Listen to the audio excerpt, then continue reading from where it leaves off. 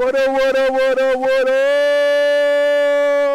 What up, what up, what up? Wait, I need my headphones on so I can hear everything. What up, what up, what up? What's up, guys? What's up, guys? Let me move this out the way because it's all in the camera. I like that pillow behind me right there. Like right there. Don't catch a cramp, Ah, there we go. What up, guys? How y'all feeling today? Feeling good.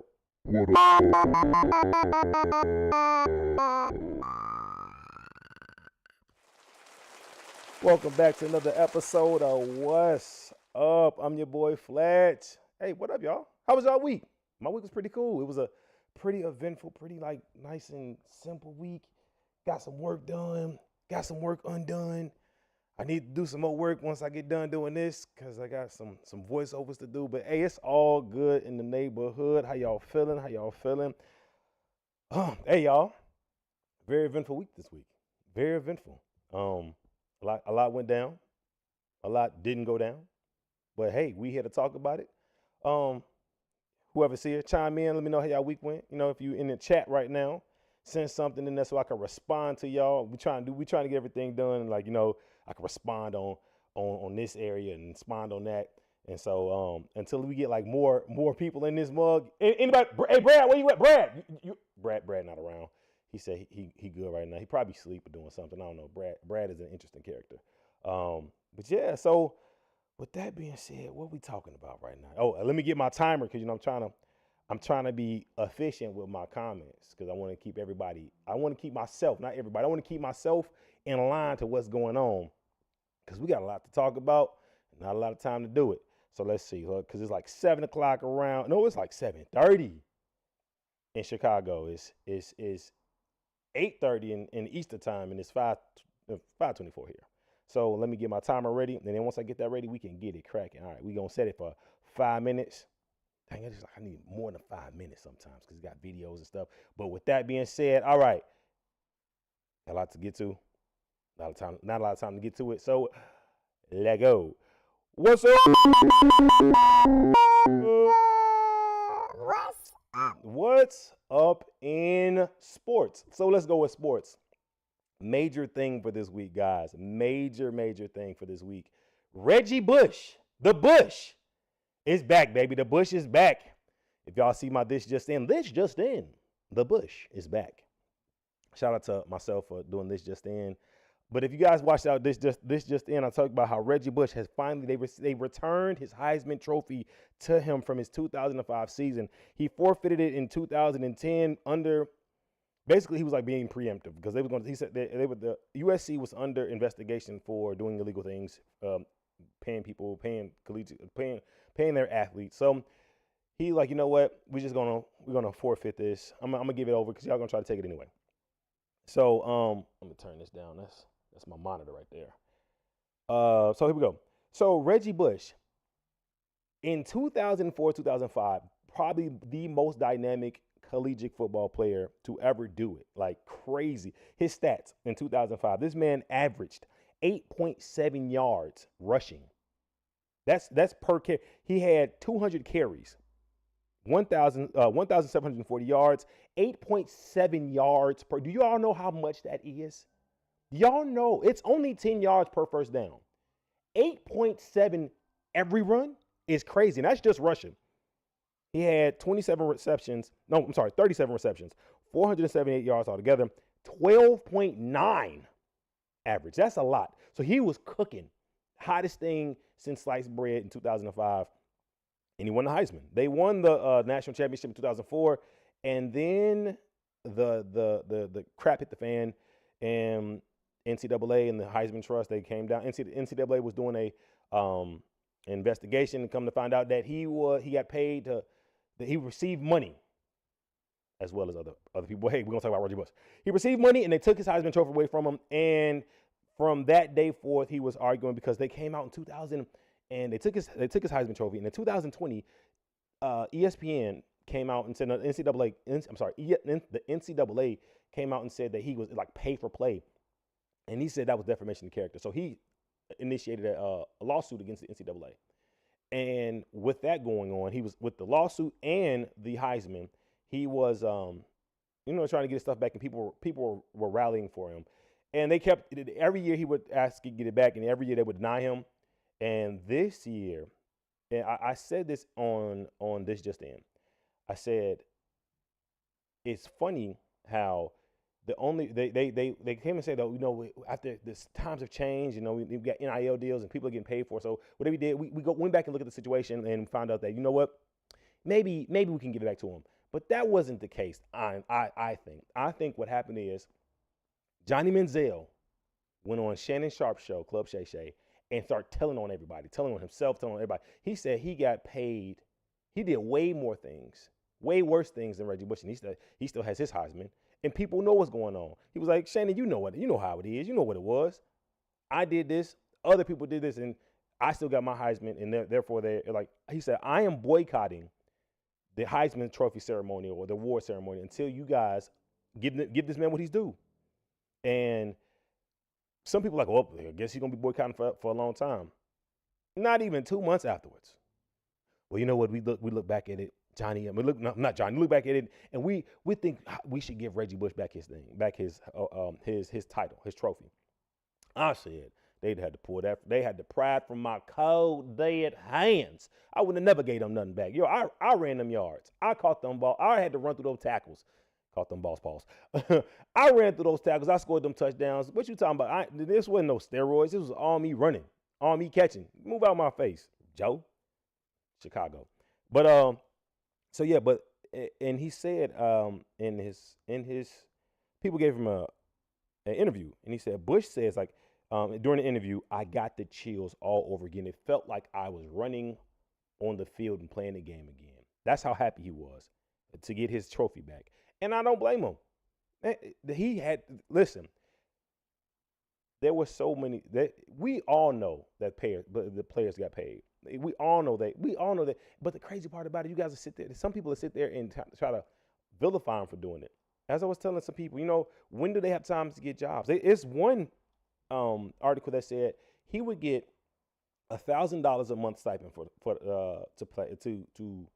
school. After his rent, after his bills, everything, he had $300 to live a month on. That's it. So I know, $300. $300. I don't like going out. Every time I go out, it's like a $200 bill. Every time you go out, gas is out the woohoo, the food, gas, clothes. So what are you supposed to do for $300 a month? Nothing. And then they don't have time for jobs because football is their job.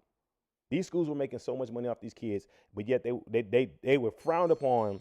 Oh, that's the 5 minutes, guys. They were frowned upon for getting any type of financial assistance, but now these kids are making boo-hoo money. Oh my gosh, they're making so much money. They're making so much money, it's ridiculous. And that's part of the reason why, everybody's like, give that man back his Heisman trophy. It's kind of like retroactively doing the weed thing. You used to get arrested you used to be in jail for years for a little itty bitty ounce of weed, itty bitty gram of weed. You go in there, they throw you in jail for 10 years for a flake. Now, hey, listen, get out. You holding up jail cells. Retroactively give that man back his stuff. They also won a national championship. They had to vacate the national championship in 2004 because of all of what went down. But hey, Reggie Bush has gotten his trophy back. This is what Ryan Clark did. Ryan Clark got up in the middle of it. I like Ryan Clark, by the way. Ryan Clark got up in the middle of one of their, he works. That man worked too. He got the pivot. He got ESPN shows. He be working. Shout out to Ryan Clark. I would like to have Ryan Clark on the show. We can talk about, he seems very educated too. But anyway, Ryan Clark was on there and he just gave him a standing ovation. Like, which they should have. They should have get his man back his stuff. But I totally agree. I'm so glad you got it, Reggie. And one other thing, we're going to the next topic. He is still, his legal battles with the NCAA are still, they're still going on because that's a defamation suit they're going after. That is. I'm just looking at my notes here. Let me pull this up. Let me see something real quick. Just want to double check something. But yeah, I'm sorry. So yeah, that's it. I was trying to see what this Reggie Bush article I got, but the same thing. All right, cool. All right. So now, speaking of Ryan Clark, what's up next? What up?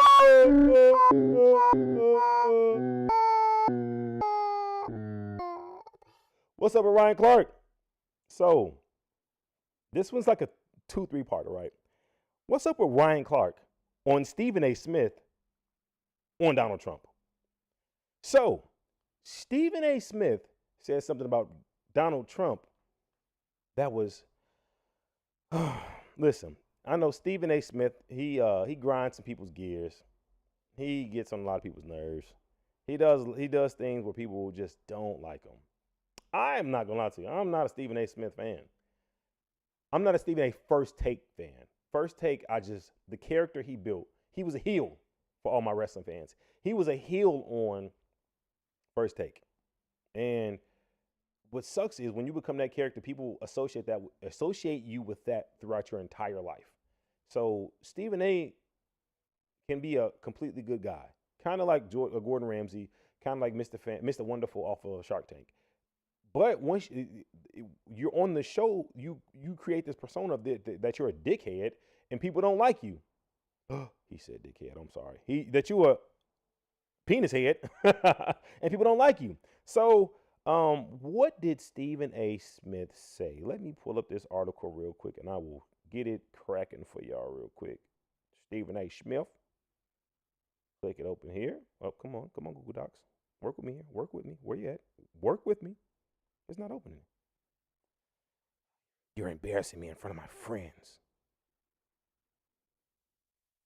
Oh, it's really not opening, guys.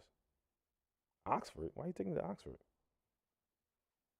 There it is. Ah, there it is. I found it. Okay, let me do this so you guys can see. And we just got to go to 4 minutes and 45 seconds. Well, 4:44. It said 4:45, but my favorite number is 4. So start at 4:44. Let this commercial pass in. So as this commercial's passing, can I skip the ad? I can. All right, here we go. Perspective, but I got to tell you something. As much as people may have been abhorred by Donald Trump's statement weeks ago, talking about how black folks, he's hearing that black folks find him relatable because what he's going through is similar to what black Americans have gone through. He wasn't lying. He was telling the truth. When you see the law enforcement, the court system, and everything else being exercised against him, it is something that black folks throughout this nation can relate to with some of our historic, iconic figures. We've seen that happen throughout society. So no matter what race, what ethnicity you may emanate from, we relate to you when you're suffering like that because we know we have. And that's what he articulated. As unpopular as it was, as much as we didn't like to hear it, it's the truth.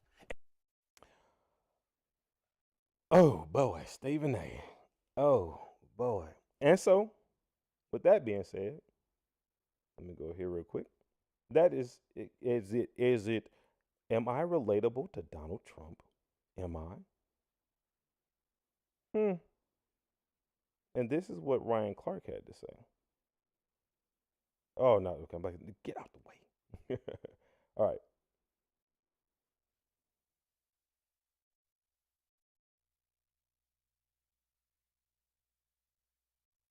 But I respectfully disagree with him here. First off, let's talk about the simple statement that black people can relate to former President Donald Trump based on discrimination by the judicial system.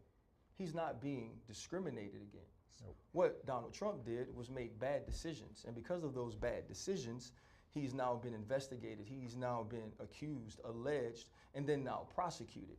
The one thing that black people can't relate to is having these run-ins with the law and being the president of the United States of America.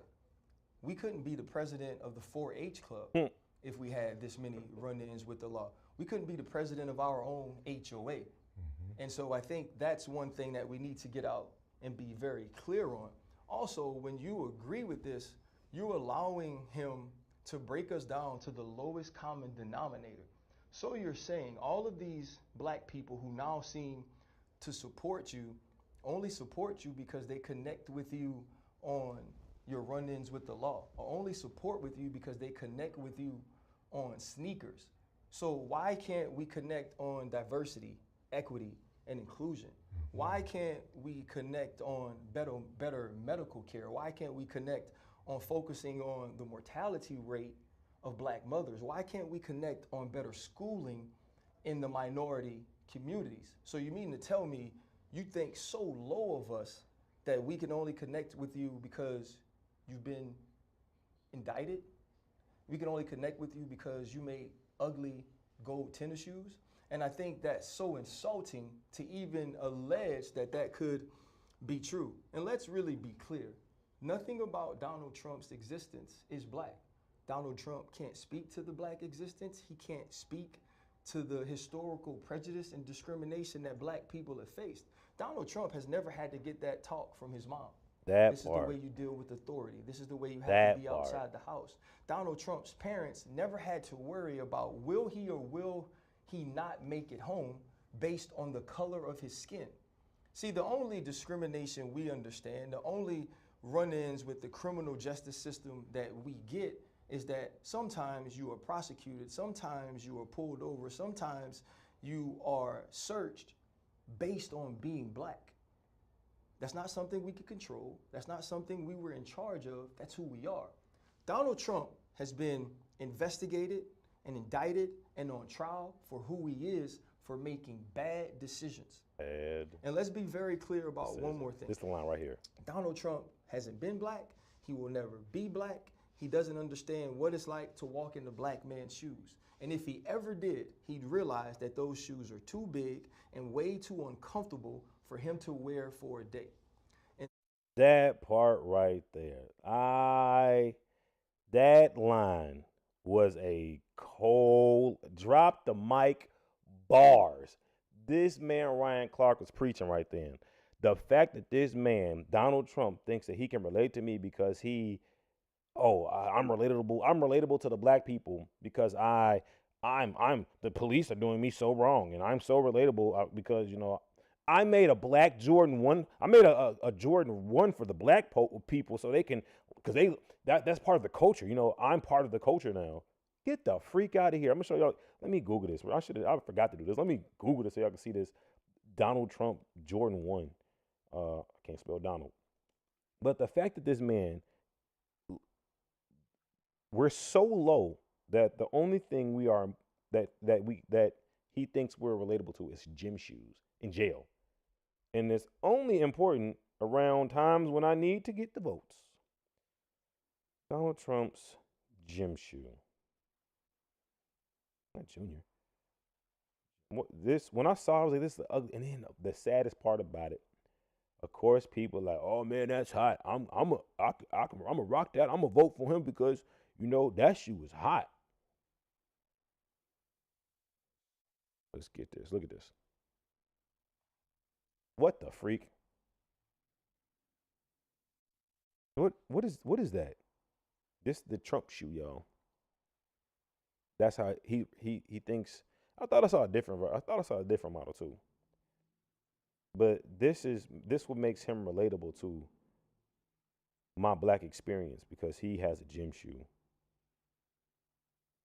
Trump launched a new line of sneakers.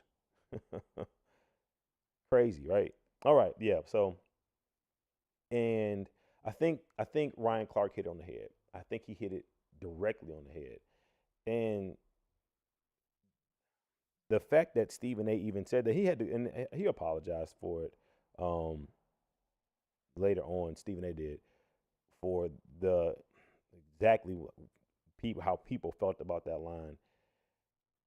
And he said early in that video, Stephen A. said early in that video that he doesn't agree with Trump. But the fact that you said but nullifies everything you're about to say. It nullifies everything you're about to say. But that part. Thank you, Ryan Clark, for speaking, because Stephen A. definitely wasn't speaking for me. Thank you, Ryan Clark. Let's give him a what's up hand clap.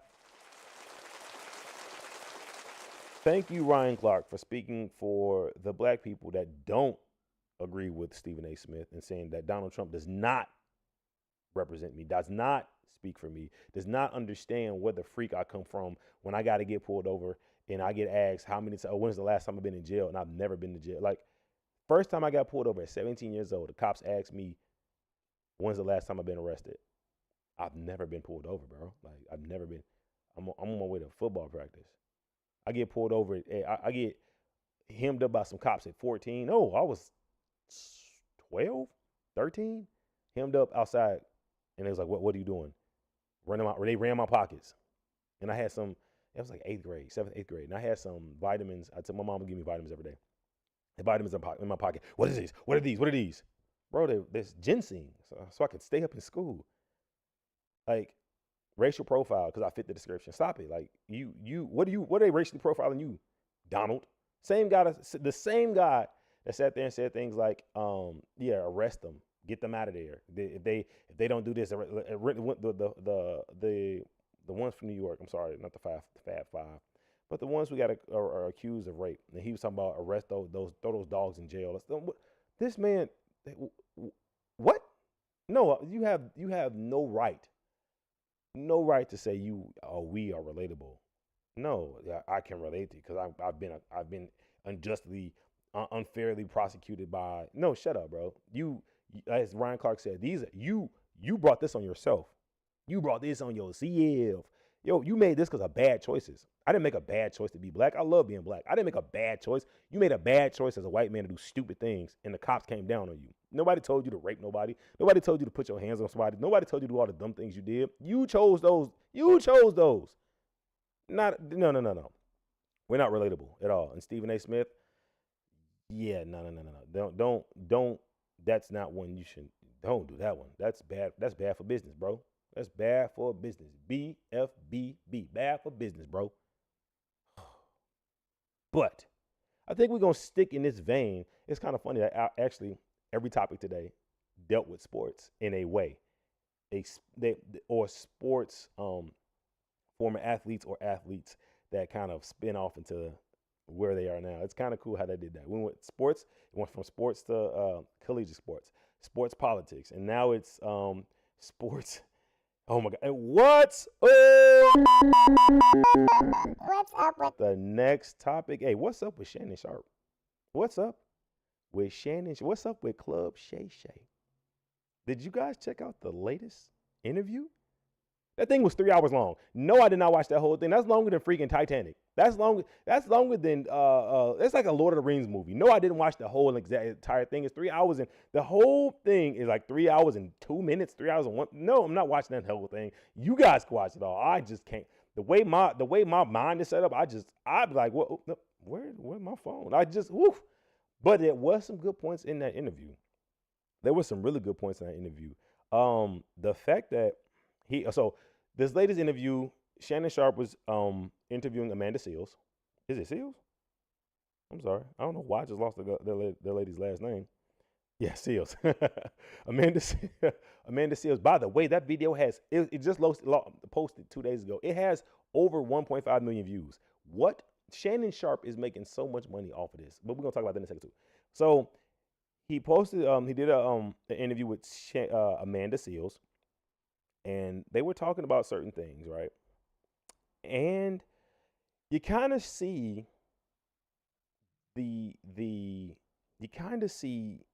how novice Shannon Sharpe is when it comes to journalism. You see that in certain things that he was saying, and certain opinions, and certain ways he was talking. Because I'm gonna tell you right now, Amanda Seales, that girl is very quick. That girl is very educated. Very, very, very, very, very smart. Very smart. It's like she's with it.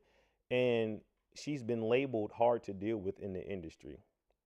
I'm not gonna throw my opinion in that one.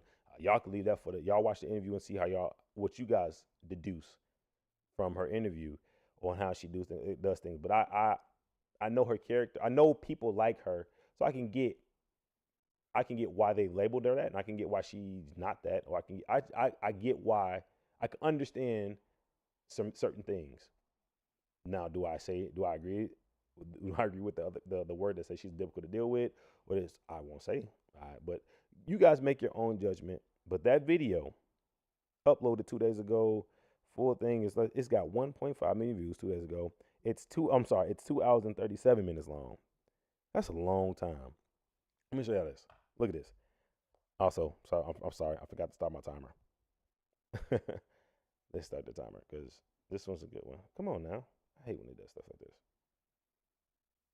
Listen, I don't like iPhones. iPhones are trash. Y'all can keep them. iPhones are trash. Y'all can keep every iPhone.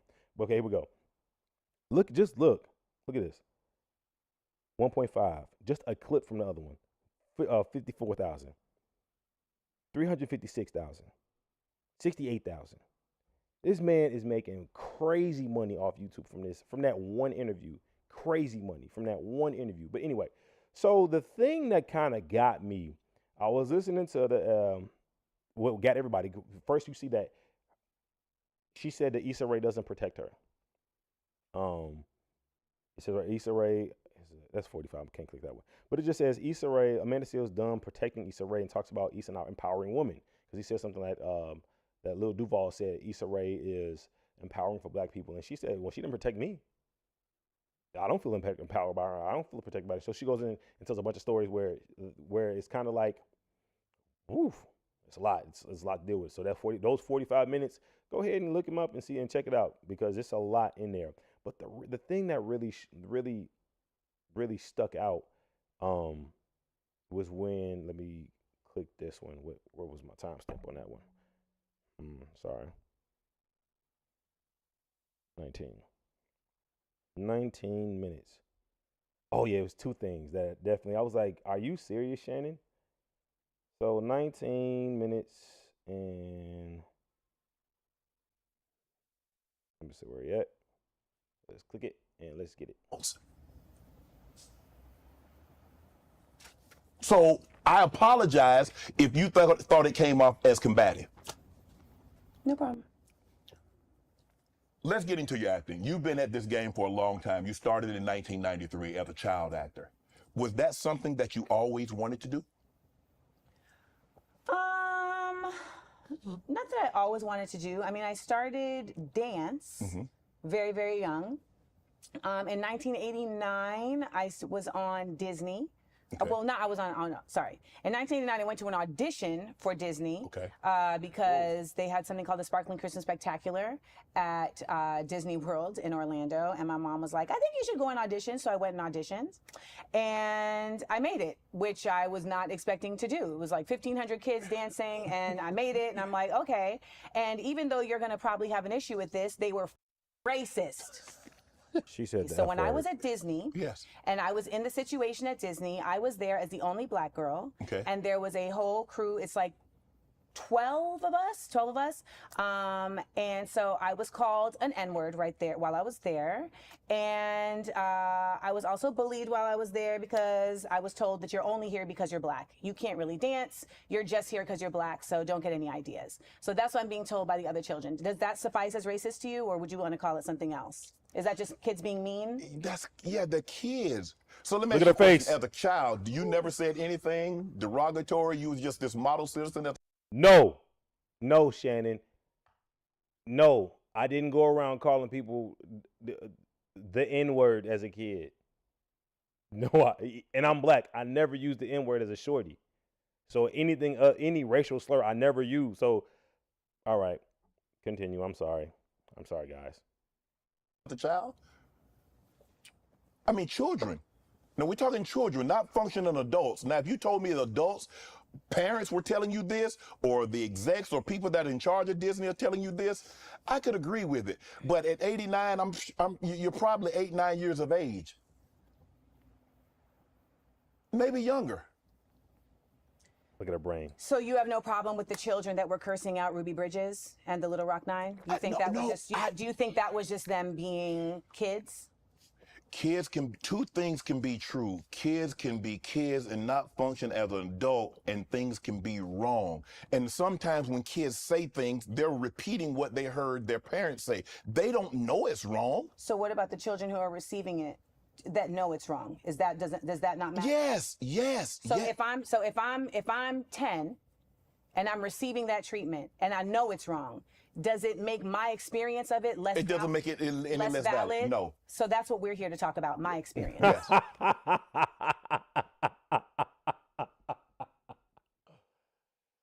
Checkmate, Amanda Seales. Checkmate. Checkmate. So the incident before that, why she even said that is she was talking about, oh man, I just had a brain fart. What was she talking about? Darn it. Well, does that nullify? But anyway, so she was she was in school and she was talking to her teacher was mad because she corrected her. As a kid, the kid corrected the teacher. And he was like, well, and she was talking about she grew up in Florida and so how racist it was. She was the only black girl in class and she corrected the teacher. So the teacher wanted a parent-teacher conference. And he said, I bet you had a bunch of parent-teacher conferences when you were growing up. She was like, why? You have to be talking too much and this and the other. He was like, no, I had parent-teacher conferences because I used to stand up for people. So this particular time, the teacher got mad because I corrected her on some information she gave about Aborigines that was wrong. And Shannon was like, well, the teacher may have been upset because you corrected her. You know, back in my day, a child is supposed to correct the teacher no matter what color, like correct an adult no matter what color, black, white, race, black, white, no matter what. And she was like, what? And so he kind of like minimized her experience. And that's why she looked like that. And I wholeheartedly agree. And that's what she said. We're here to talk about my experience. And you see when someone's starting to get outboxed. Some people can't be. Debating is not an easy task. So you can see when people are starting to get outboxed in a debate in a boxing match. Period. Not to say that she was boxing him, but just the cerebral assassin that she definitely is. That she would be hard to top. I'm telling you. And I can go back and forth, but she seemed like it will be hard to top because she's really quick. But anyway. To the point where she said later on in the interview, she said, you know what, I have a master's in Black American Studies and something else, and some other thing. She said, so please, when I tell you something, it's not because just out of feelings. This is because I research these things. I know, not just experience, but through knowledge of research. So don't discredit what I'm saying, and don't be combative when I tell you something. Because I'm not trying to be combative. I'm just trying to give you my experience. And so he also said, you know what? So in that same vein, if I don't know something, don't take it as me being combative, just me being honestly inquisitive. And they kind of went back and forth again. And what he does is he try to, like, when people are wrong, they try to change the subject really quick. And he definitely did that. And he'll do it in such a way that's kind of like, I'm sorry about that, guys. Them loud cars. And he does it in such a way where people kind of like brushes you off. Okay, anyway, next subject. And he does that, and I'm gonna show you exactly like another point where he did it at 33:04. Let's see. Here we go. No, fascinating. I think it's fascinating. Excuse me of doing the thing. Okay. Consider it your way because you see things, like you said, you see. There we go. Well, see, again, you're going to consider it your way because you see things, like you said, you see things through your prism. Okay. I think it's fascinating to watch you accuse me of doing the thing that you're doing. No, fascinating. I think it's fascinating. This is your interview, so I won't interject what I think. But anyway. That one. Your mom is white. My mother is not white. Is your Why mom? do people keep saying my mother is white? She's West Indian, so. She is a black woman from Grenada, which is a black island. She married a white man. No, she did not. You say you started doing white things? My aunt married a white man. That's what I said. I said my aunt married a white man. On trips with my aunt. I have no. Okay, so that clip was running around all, and I didn't know. I had to get context for that one because you can tell he was like, if you saw his face, he looked so nervous because he knew he kind of messed up, like right there, like. Wait, look at it. Oh, he looked real. Oh crap! Then she was like, okay, she married a white guy. No, so what happened was earlier, she said her auntie married a white guy, so they started doing white guy things, and I give it to him. He said, I heard wrong. When I heard that, I heard you said your mom married a white guy. And she actually put a Twitter picture up that's showing her mom and her dad. No, her mom's. She said her mom's definitely not white. Let's see. I said my aunt married a white man. Oh.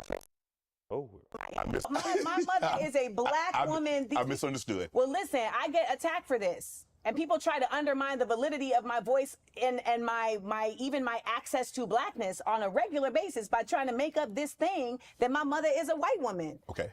My mother is a black woman from Grenada. Grenada is so black that Maurice Bishop said in a speech. Okay. Anyway, and her dad's from he black from Boston, I think she said. But yeah, she's not white. But so check out this interview. But the crazy part, this is really what I really want to talk about. Club Shay Shay. Shannon Sharpe is now a mixture of, not even a mixture. He is Wendy Williams and Charlamagne. And I don't like either one of them. Shannon Sharpe realized how much money he can make from gossip once Cat Williams went on the show. He even said, that one episode made me more than any NFL contract. That's crazy. That one episode. So I just showed you how he got 1.2 million views off this video in 2 days. That's just this video. And then the 500,000 videos from a clip of the video. 50 to 60,000 views from another clip of the video. And it's 2 days.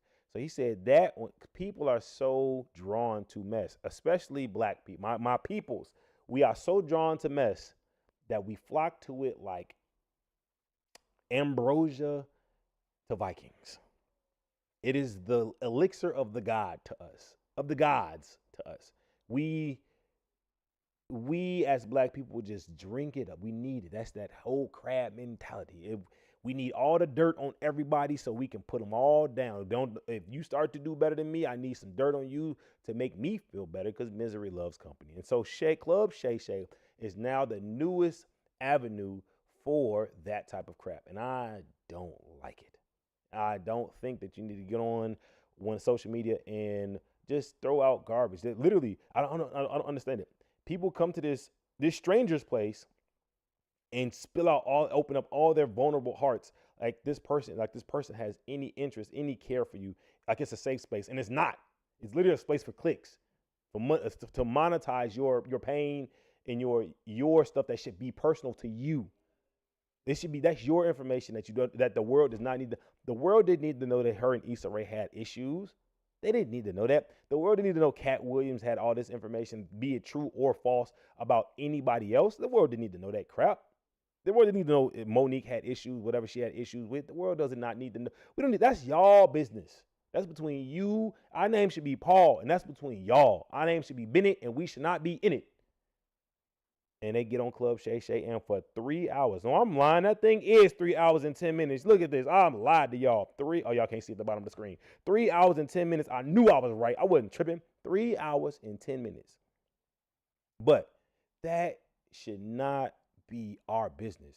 And Club Shay Shay, they get on there and they tell all of their business. And it's kind of embarrassing and it's kind of sad that's what we get. That's what it's all about, views and clicks now. And so once he realized that, he get the sponsors, DraftKings, got all these other sponsors, and he can get up there and say whatever he wants. And then the part that is kind of upsetting, he be, oh, really? You shouldn't say, come on now. Oh, I'm gonna take another drink from that. Oh, you should. But that's your friend. Come on now. Oh, I don't like all that. Just messy to be messy. I'm not a messy guy like that. Keep your stuff with you. That's like, because trust, when I start having guests on the show, it's not going to be that type of show. It's going to be a fun show. We're going to talk about awesome stuff. And your personal business is just that. Your personal business. But hey, if y'all like that, go check out Club Shay Shay. Tell them I sent you. So, I do have one other thing I want to talk about because this one popped up yesterday. Now, this one's crazy. What up? it's in the entertainment vein. But what's up with Harvey Weinstein? Like, listen, that man's Harvey Weinstein's 2020 rape charges have been thrown out in appellate court. They threw him out. He was serving 23 years in New York. He still got some in Las Vegas. 23 years in New York, and they threw them out. So now he has to get retried. That's crazy. So what this is it's a lot. We're not gonna spend too much time on this one because this, whew. Close this out real quick. But yeah, so in 2022 he got convicted. I'm sorry, not 22, 20. Convicted. He was on his 4th year of serving his sentence, and his lawyers took it to appellate court, and he finally got thrown out. So now they're gonna do retrial. But that just goes to show you, money is not about what you can prove. No, it's not about the truth. It's about what you can prove, and about how much money you can throw at the system to prove it. It's about what I can make you to believe, and that's the. This man Harvey Weinstein was doing all his crazy stuff to all these women, and one of the biggest reasons of the Me Too movement. And now that guy, they wouldn't move the picture as soon as I pull it up. That guy is. I could just imagine what the women feel like. This predator, somebody who was literally preying on women for a job. So, you want to get a job in Hollywood? You want to get a job in the business? You got to sleep with me. You got to let me do this to you.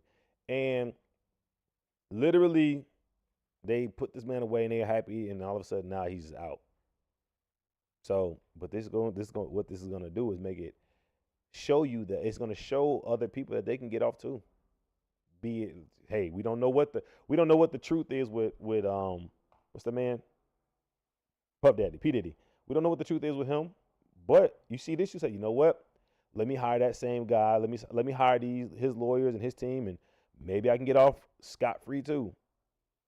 And there's evidence against him, and he gets off.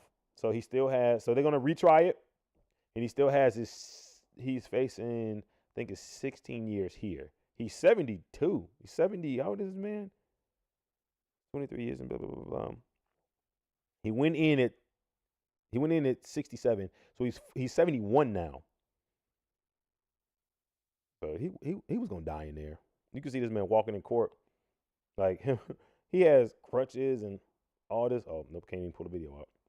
He has crutches and all this other stuff, and sorry, and yeah, it's sad. It's sad. But what do you guys think about Harvey Weinstein? The man should be. I look at his nose, and I just be like, man, that's a big old bulbous nose. Woo-wee, bulbous. Like even in the cart, look at his nose. That thing is bulbous. But yeah, that's all I got. That's all our news for this week, guys. I think I had something on Instagram, but I didn't pull it up. I didn't put it in my docket, so we're not even gonna talk about it because it's not in the docket. Anything good happened this weekend with y'all? What about movies? Y'all know what we're about to talk about real quick. What's up with X-Men 97? Hey y'all, episode 7 of X-Men 97 was dope. It was real. It was a good one. Hey, I'm trying to put as many people out as I can on that TV show. X-Men 97. Hey, if you don't watch it, watch it. If you don't watch it, watch it. It's cold. X-Men 97, y'all. It's a good show. I gotta go to I gotta start watching Shogun because I need to figure out what the freak happened in episode 8 of Shogun. Y'all better not tell me nothing, but I'm gonna find it out. So guys, with that being said, we have nothing else to talk about right now. You know, I do gotta put some posts up. I got some questions for you guys. Hey, I'm gonna ask this one. If I was to have like a sports guy on the channel, what should we talk about? Like if I had, let's say if I had like a Super Bowl champion on the show, what would we want to talk about? If I had like a basketball, NBA champion, what should we talk about? Like get some good questions too. Like let me know what y'all would want to hear. And that way I can have some good questions because I don't want the normal questions. but I do want some good questions.